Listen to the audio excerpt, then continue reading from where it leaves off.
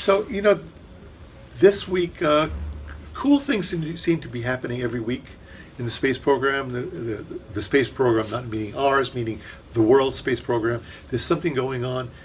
And this week, at least two things happened that hadn't happened before, ever. One was we have our first passenger being taken into space as a tourist. So the first space tourist this week, and the first Israeli spaceship that is going to land on the moon. So let's go with that one first. Yes, I really And would. the Japanese touched Oh, and the Japanese picked up a couple of stones from the surface of the asteroid that they're currently orbiting. So three things that never happened before this week. So I really couldn't discuss the expansion of the universe in the same breath. So we'll see what we. So I think for us, the Israeli landing on the moon. Well, they didn't land on the moon yet. They just took off for the moon. It takes 3 days to get to the moon, but the Israelis are going to take 2 months to get there. 2 months. 2 months. 2 months to get there. So how do you get there? Why do you take 2 months to get there? I always say it's all about money. So it's about money, yes. They walked in the desert for 40 years. Why not? Walked in the desert for 40 years. Right. The Jews don't always have they take a roundabout path. That's a very good point. They took a roundabout path to get to the promised land, and they're taking a roundabout path to get to the new promised land. Because there's only 3 nations that have ever landed on the moon. 3 nations. The biggest ones on Earth. Russia, China, and the United States. And then teeny little Israel is going to be the 4th. That's insane. It really is insane. And it's not being done for any scientific reason. It's really being done to inspire other Israelis to become, to study technology and science. That is the background conversation for why they're doing this. It's a volunteer project. The money has been donated. It's not a project of the Israeli government. It's So how are they going about this? well, how are they going about it? Well, first of all, the rocket ship that they used is one of Elon Musk's rocket ships. Okay. He's I'm looking for a video that didn't come in earlier. On the right, the bottom? Okay. Elon Musk rocket ship. So Elon Musk is selling space on his rocket ships. Most of the space was paid for by a Indonesian company that launched their first communication satellite into geosynchronous Earth orbit, and that's the big satellite on board. The little satellite on board is the Israeli Beersheba. Beresheet. Beresheet. Beresheet. Beersheba. Beresheet. Okay, which means the beginning, right? Beresheet. Beresheet. Okay. So it's sort of hitching a ride. It doesn't weigh a lot. That rocket is not paying for all the rocket that's behind it. So it's got only a little bit of fuel, and it's only got a few instruments. So it's literally, its job is to impress the rest of the world with the fact that Israel did it. And so far it hasn't done that yet. But so getting to the moon, the fact that it's going to take 2 months to get to the moon instead of 3 days has a lot to do with saving fuel. So let me show you how they're going to do it. Hopefully I have a video that will play when I press play. Laird, it's unmanned. Of course it's unmanned. I'm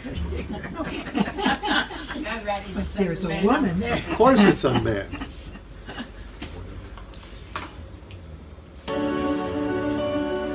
Okay, so it's launching. It's launching.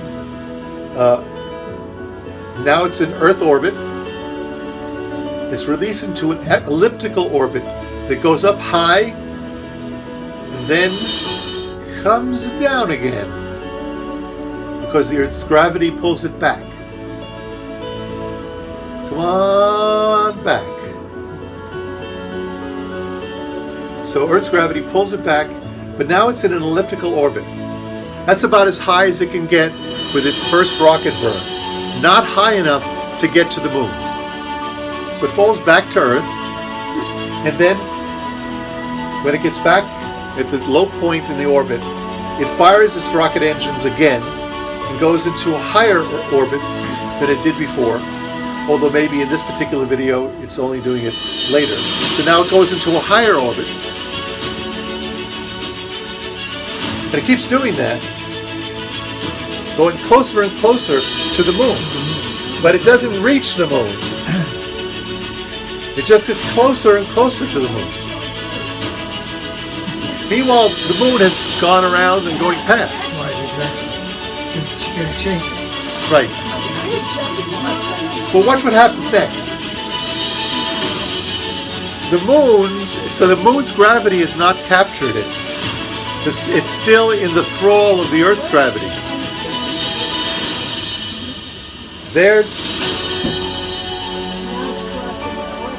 Now it's crossing the orbit, and but it hasn't been captured by the moon. Now watch, it gets captured by the moon, and now it's traveling with the moon. No longer here. There is a close-up of it being captured by the moon, and so it now is orbiting the moon, and then after a while, it circularizes its orbit around the moon, and then after that, it lands softly on the surface of the moon. That's what's taking 2 months. That's why it's taking 2 months. Now let me show you. Let's see how it actually lands. This is phenomenal.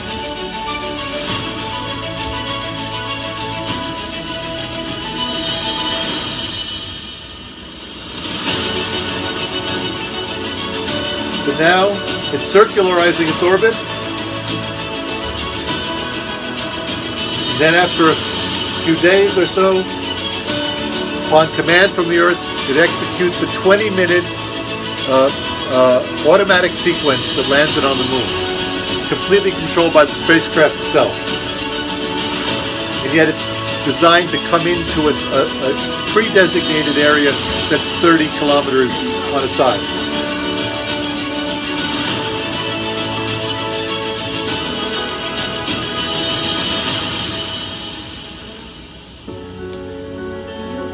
That is amazing.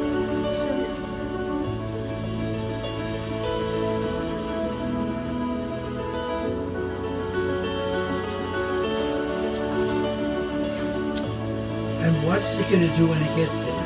Okay, well,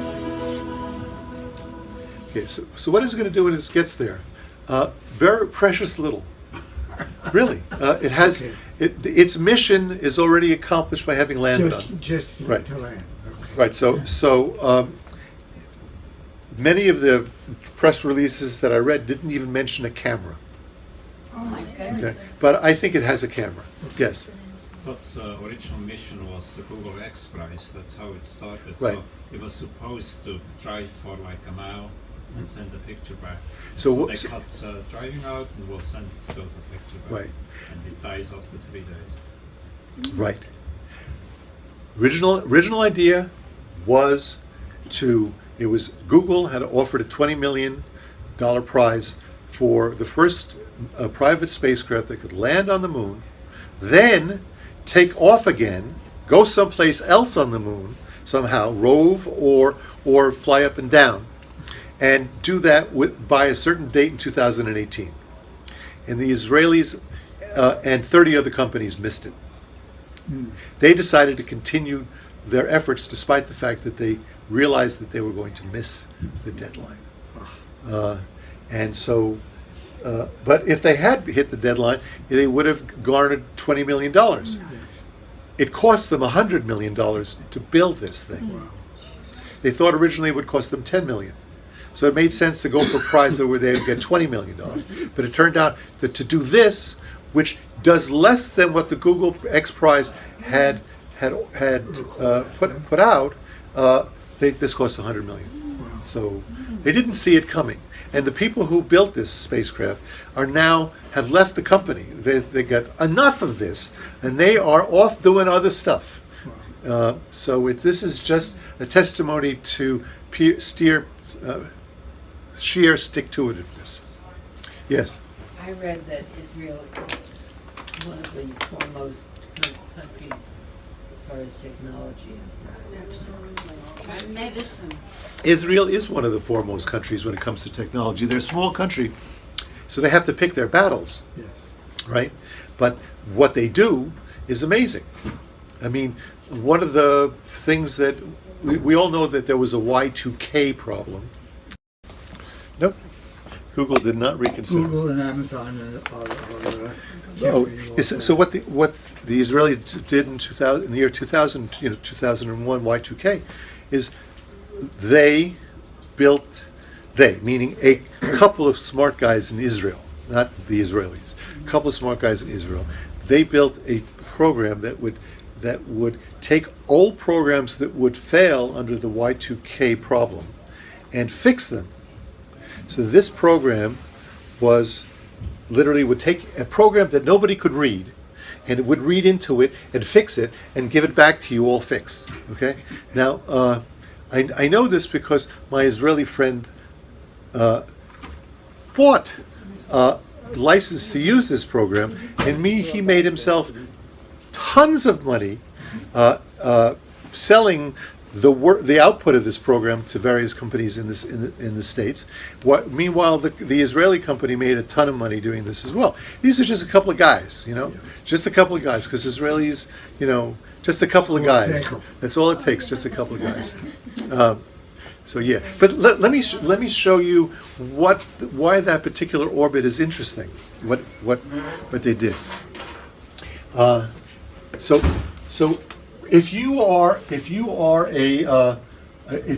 this is the Earth, okay, and this is a satellite, okay, going around the Earth like that in a circle, and you want to get to a higher orbit than this low orbit, you don't do this. You don't go like this and then like that. That's no way to drive a spaceship. So what you do is you give yourself a boost until you get yourself into an elliptical orbit that would be like this. But when you get here, you give yourself another boost, which gets yourself into an orbit like this. Okay?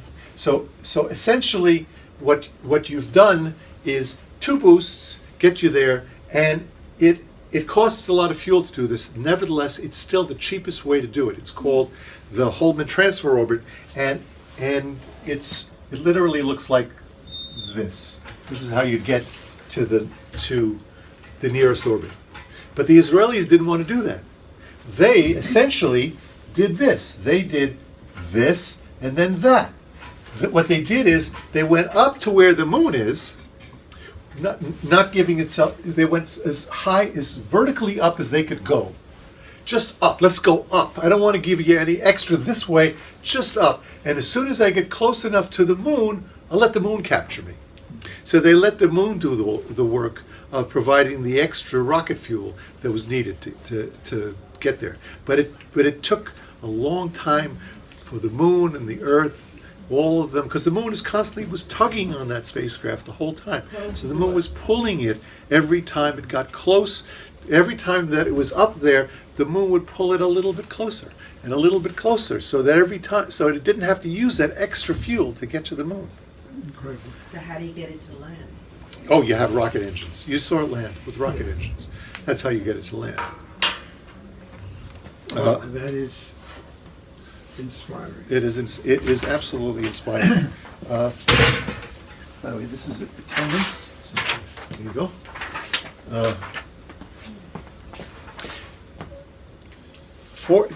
The fourth nation on the moon, but it hasn't landed yet.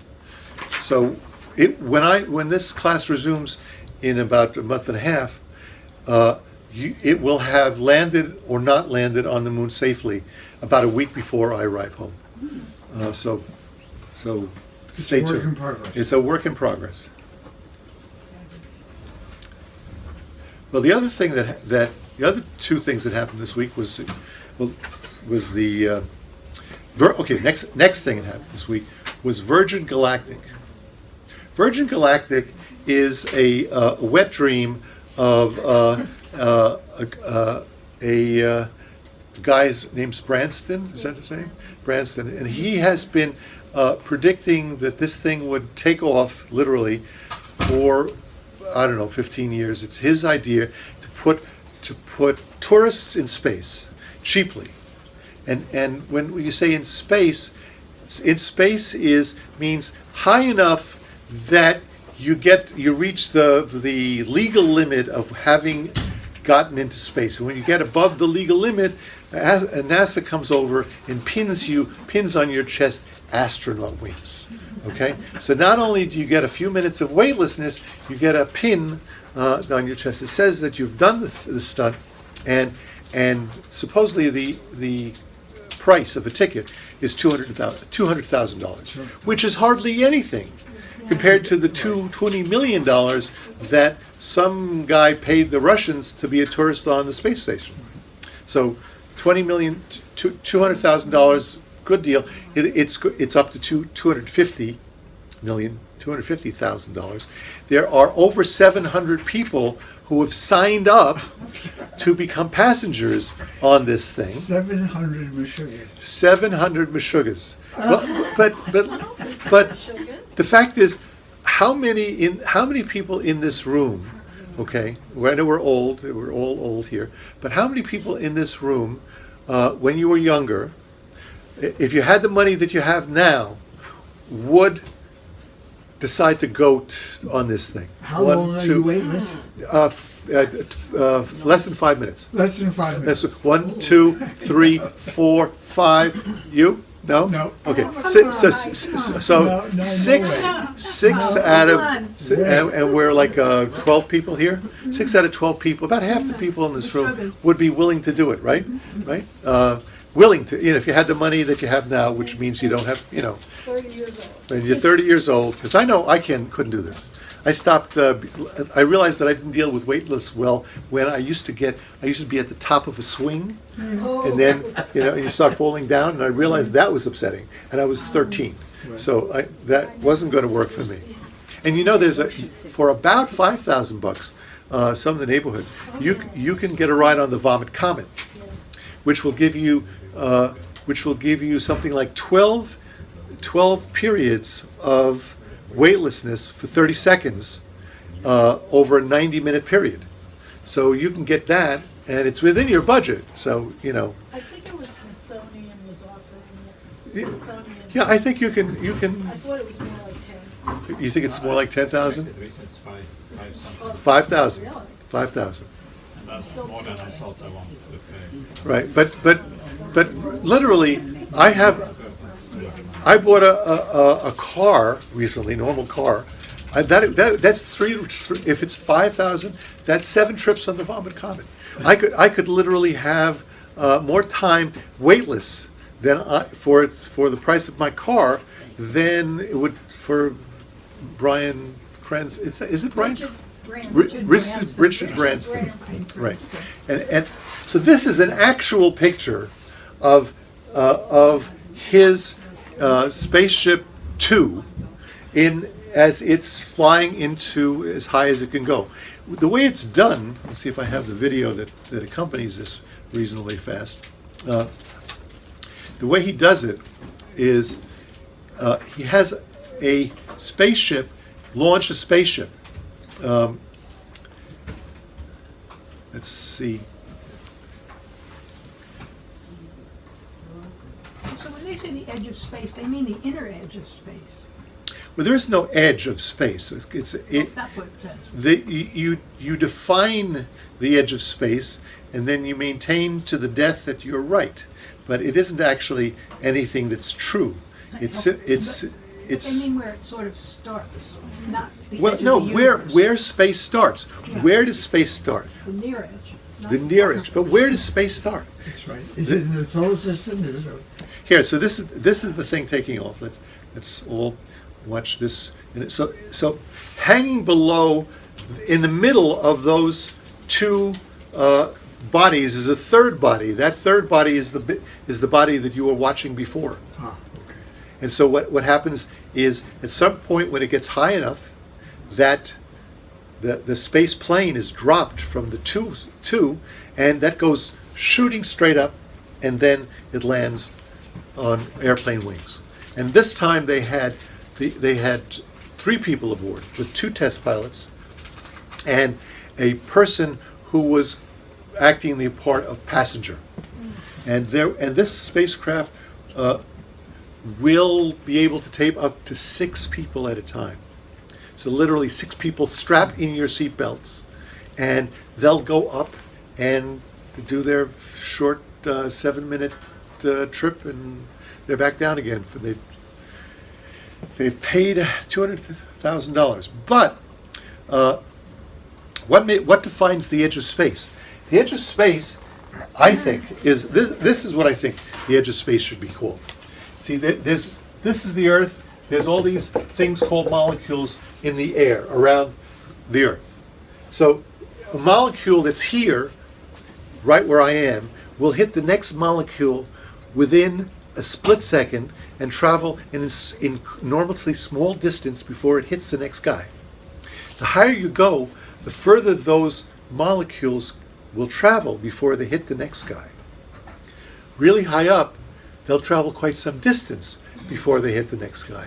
And some of those molecules will be traveling fast enough so there is no next guy, and they'll escape into outer space.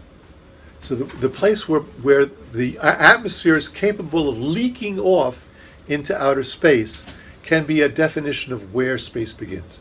And depending upon who you are in defining some of these parameters, that's either 50 miles or 80 miles or 100 miles, depending on what it is.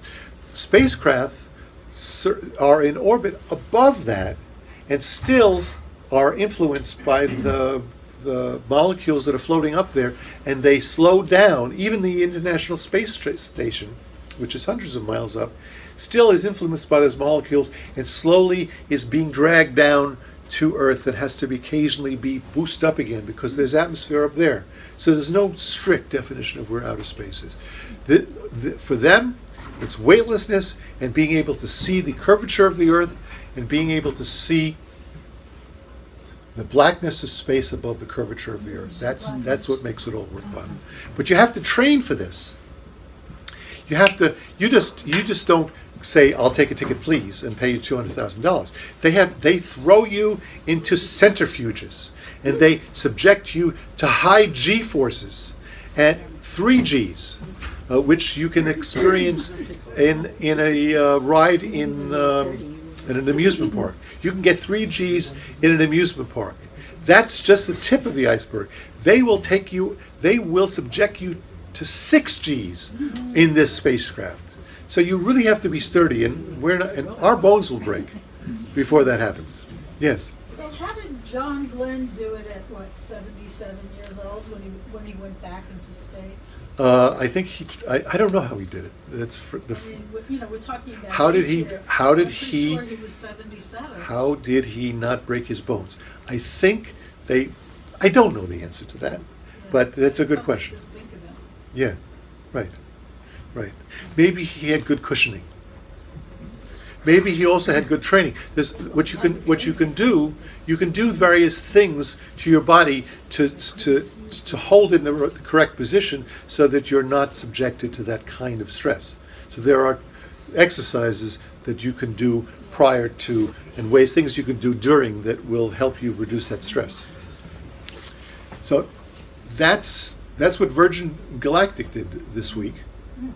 Oh, I forgot to mention, Virgin Galactic it's been delayed for many like for a decade. Part of one of its problems was that it had an accident in which 2 pilots one was killed and the other one was seriously injured because this same spacecraft had a little problem. There was a button that was equivalent of the brake pedal, and the brake pedal was on when it should have been off. So the spacecraft braked when it should have been not braking, and it broke apart. And one astronaut, one of the drivers was killed, the other one was severely injured. So this is after that. And you're supposed to pay your money and you're supposed to feel safe. Well, it's like Challenger, you know? The Challenger was... Took a the civilian up and, ooh, But the, Well, cha- the Challenger was Challenger slow. didn't. The Challenger took a civilian up, but the Challenger didn't. The civilian didn't pay. You're going to be a Right. paying customer, Yeah. right? And you're hoping they're not going to explode it on you, right? Then the last thing that happened this week was well, it's actually not the very last thing that happened, but the where is it? Oh. So the Japanese have launched a spacecraft that that spacecraft went to an asteroid. It visited the asteroid. It investigated the asteroid. Where? Because it wants to land on the asteroid, take something from the surface of the asteroid, and bring it back to Earth for investigation.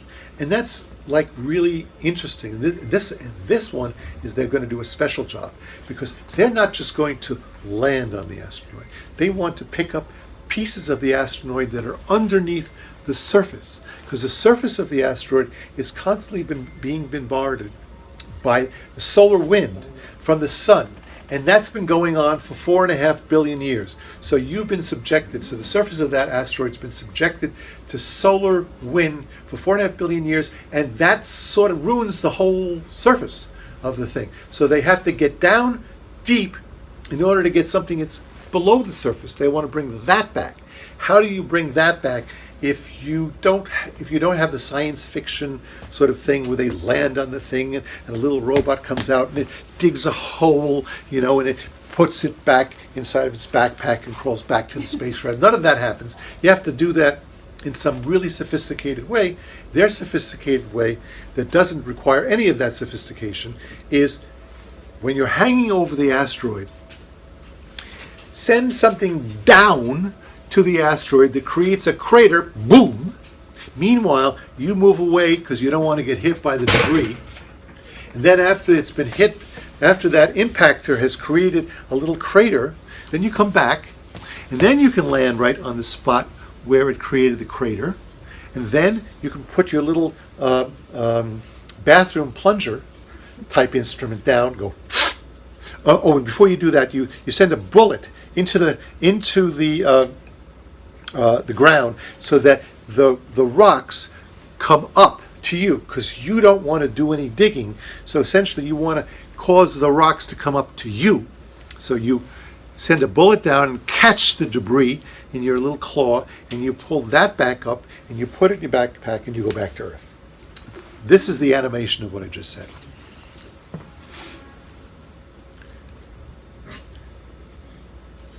Now, how far away is the asteroid? I don't know. Let's say, just because it's a big number, let's say 1 billion miles, okay? Maybe Miles. billion So miles. it's beyond our solar system. No. Our solar system's bigger than that. Oh, okay. Okay, so we're somewhere between half a billion and 1 billion miles. So it's in So the in the asteroid, somewhere, The asteroid. yeah. I don't know the answer to the question, so Okay. I'm making it up. But I'm trying to say a big number, far away, that took years to get there. Okay? So it's beyond Jupiter, No, it's beyond Mars. beyond Mars, but between Mars and Jupiter. Yeah, like that, closer to Mars. Okay. Gotcha. So maybe not 1 billion miles, maybe only 100 million miles. Okay, so here's the spacecraft. This is a picture of what the spacecraft looks, and then immediately it'll become an animation. So that's what it looks like. And so let me just roll that again. Okay, so this part is going back to Earth. This is the bathroom plunger. Okay, this is the thing, that the impactor that's going to be sent down to dig a hole. Okay, and this thing is going to come down and suck it up. And inside of here is a shotgun that's going to blow a bullet out its hole so debris is going to come back up into this hole. Okay, so watch. So there's the carry-on impactor, the green. There is the sampler horn. That's the better word for it. There's the re-entry capsule. So this is how so the impactor is sent down to the surface of the planet, and of the asteroid. And notice that the spacecraft is hiding. Spacecraft has dropped this thing, and now it's hiding, so it won't receive any of the debris from the impact, because they don't want that'll mess up everything. So it goes hide, right? And notice this thing isn't circular. It's an oblong-shaped object. So the impactor comes down, digs a hole, then the spacecraft comes back to where that impactor was dropped. You can see there's where the impactor created a sort of a crater. Okay. Then the vacuum. Okay, so let me do that again. You saw that something came down and went up. And what came down and went up was essentially a bullet went down and the debris went up. I'll just do that again. Boom, and collect the debris and come back up. So that's called landing. Okay, and then with the debris in its satchel, it'll make its way back to Earth. In fact, it intends to do this twice, not just once, but twice. Yes. You come back to Earth and then go again? No. It'll do this process twice. Do the process twice. Now there are a number of things that I don't understand about this particular process, and the thing that I really don't understand is the asteroid is oblong. It's like this shaped, and it's spinning like this. And how do you take a sample from any of the places where it's spinning? Because when you go away and come back, you're not going to be coming back to the same place. So the only place that makes sense would be the North Pole. They didn't say that that's where it landed.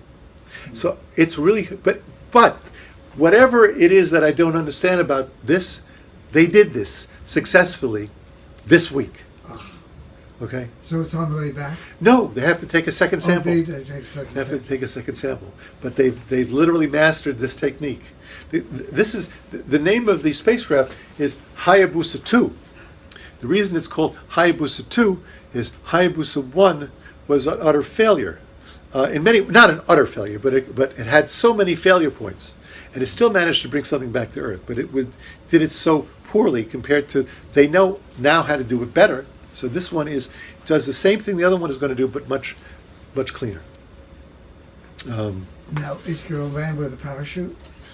Yeah. Well, first of all, the thing is going to have a heat shield, so like the astronauts, So and then finally doesn't at burn the up. end there'll be a parachute. Yes. How big is this whole incredible thing? How big is it? How big is it? I One of don't the know. Tiny things? Or? No, it's not a tiny thing. My guess is that the capsule that comes back to Earth is about this big, something like that. It could be as big as this. Okay, but I don't think it's any bigger So than that. we're leaving something on the asteroid. No, we're not leaving anything. Yeah, we left the bullet that we used. We left the impactor, which made the hole, which Right. made the crater, and we left the bullet that we used to stir up the dust that the vacuum cleaner took back.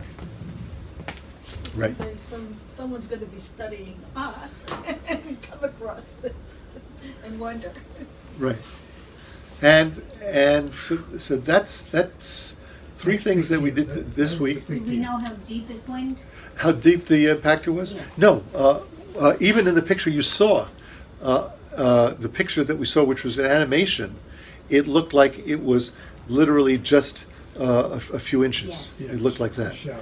But considering that the solar wind can't penetrate more than a few inches at the most, they're getting pristine material, they hope.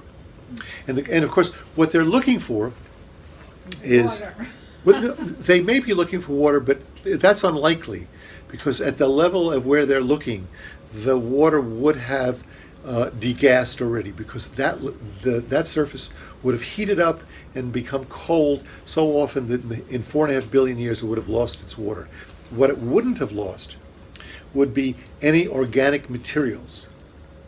And what you want to know when you're busy trying to invent life as we know it, you need to know what's the carbon situation? What are the chemical precursors? Are there chemical precursors to life? The idea that we could go someplace and find the chemical precursors to life would tell us a lot about what life had available when it decided to become life. So they're not interested in diamonds. Not diamonds. although many of these asteroids have more precious metals than you can find on the Earth. If for instance, there are iron asteroids, and they have calculated how expensive it would be to take an iron asteroid and bring it from here to here near the Earth, and mine it for its materials. And remember, you don't have to bring them up from the Earth's surface. So platinum and gold in Earth orbit is more valuable than platinum and gold on the Earth's surface. So there's a calculation you can do as to how valuable an asteroid is. And the calculations that have been done that I've seen say, well, asteroids are a gold mine, or a platinum mine, or a uranium mine, whatever you like. But there are many, many minerals that probably have been discovered on asteroids There are that we on Earth don't know or got to know. Are there minerals that are on asteroids that we don't know of? And I don't know the answer to that, because that's not my field. I don't know geology. So if there's a geological mineral that in fact is up there and not down here, that would be news to me. It also would not be, it wouldn't be surprising one way or the other, because I don't know. Because I don't know how minerals are formed in the first place. I mean, how do they get formed? I don't know, for example, how a vein of gold is created. How does that happen? How does the gold decide to get together, all right, and be concentrated in one place? How does that happen? I have no idea. So certain processes take place to create certain minerals. And those processes, when you see a mineral, geologist looks at it and says, aha, I know the process that created this mineral, right? And then if you see a mineral that they don't have a process for, they go, oh, that must be from someplace else in the universe. Well, I don't know anything about that. Yeah, so it's good stuff. Get a PhD in chemistry. You have a PhD? No, you get one. Oh, no. I never. Geology, I never liked the idea of it because it was memorization. In fact, even astronomy was required memorization. I like physics because all you needed was equations. You didn't have to memorize anything. You could go into the test and derive everything from scratch, even if you hadn't read the book. It was great, as long as you knew what you were doing. Then there's the last thing that came in this week was the pictures of Ultima Thule. These are these Ultima Thule is that asteroid that is 4 billion miles from the Earth, and it's going past. It's going past. It's going past. Okay, imagine you're the guy who's in charge of taking these pictures. Okay. And you have a very narrow angle camera that you have directed towards the object of your dreams. And you have only one shot, and that shot will be taken while essentially you're asleep. Because it takes 4 hours for the light to get there. You might as well take a nap. It's going to happen automatically. You set it up for doing what it's going to do, and then it's going to do it. And it could be taking a picture of empty space as it goes by if you got it wrong. So the fact that the narrow angle camera was able to take this picture, you could see it did take pictures of empty space, but it got the target as well. So these are a set of recent pictures that were sent back by the spacecraft. The spacecraft will spend over a year sending back the pictures that it took, because the antenna that's shooting the pictures at us is quite small, the distance is quite large, and so they're sending one bit at a time, and we sit there listening to them, and we gather up all the bits and we get a picture. But it takes a day or more to gather one picture. So the fact is, by now, I think they have maybe 18 pictures.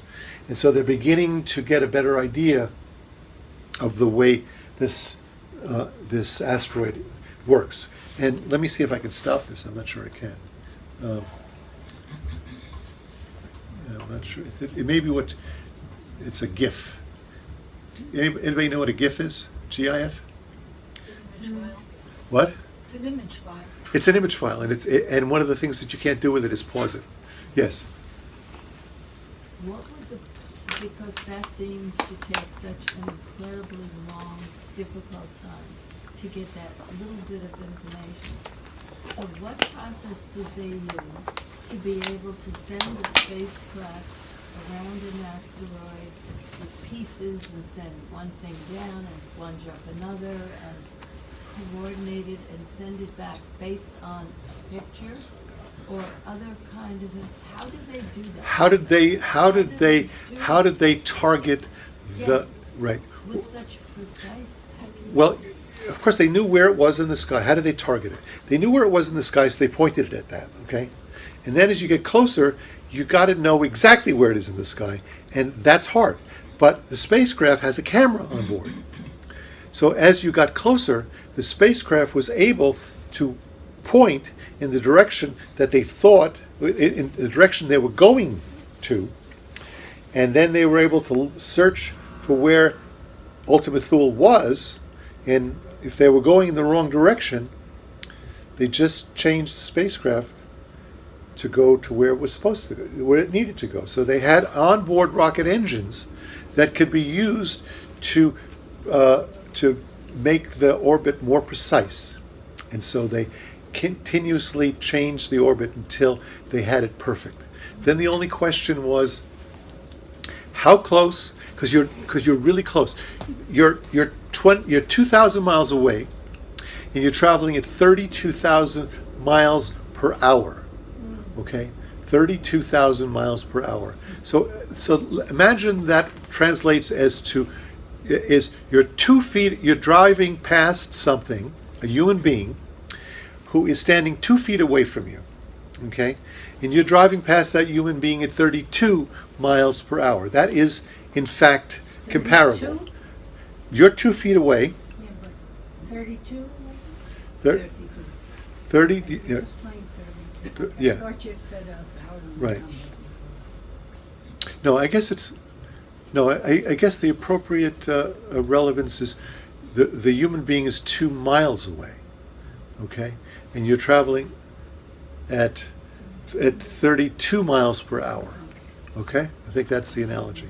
And so you have to, but that is still hard to do. If you're hanging out the window of your car, it's driving at 32 miles per hour, and you're trying to take a picture of somebody that's, and a narrow angle picture, right? Your normal camera has a wide angle photo. You need to take a narrow angle picture of just that person. You could miss them. You could miss them at 2 miles away, right? So you got to get an absolutely perfect view of that. So it's hard. It's hard, and they did it. And but as you can see, they took a lot of pictures just to make sure they had the right picture. Yes. When we look at that photograph, it looks like an almost completely perfect circle in the middle of the top of Right. the snowman, Right. barbell, whatever it looks like. What would cause that? Well, It looks almost perfect. it turns out that isn't even a good. What would cause that? The fact that it is this snowman is Snowman with a it's donut. no longer thought to be a snowman. So if you ask what would cause that, I'm looking for a picture of it that now they think it has a different shape than the shape that we thought it had before. That. They think it has this shape. And the way that they were able to tell it has this shape, even though they passed by in one direction, and then they passed, looking back, they took it from another angle.